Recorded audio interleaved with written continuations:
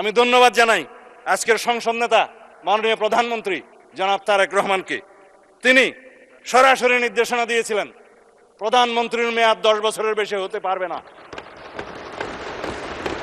যদিও government in waiting হিসাবে তিনি জানতেন বাংলাদেশের জনগণ দেশনেত্রী বেগম খালেদা জিয়া তখন জীবিত, হয় তাকে অথবা কোনো কিছু হলে তারও বর্তমানে আমাদের নেতা জনাব তারেক রহমানকে প্রধানমন্ত্রী এই দেশের মানুষ বানাবেন।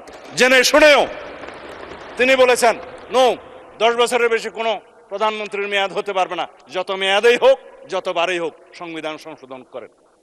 আমি প্রস্তাব দিয়েছিলাম ঐক্যমত্য কমিশনে, সবাই রাজি হয়েছে, কোনো নোট অফ ডিসেন্ট নাই।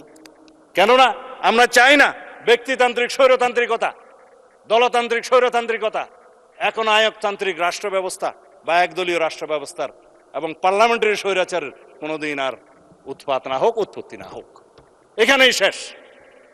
সেটাকে আপনারা প্রশংসা করবেন না, আমি মনে করছিলাম বিরোধী দল থেকে হাততালি পাবো। একবার তো দিবেন, টেবিল চাপড়াই দেন।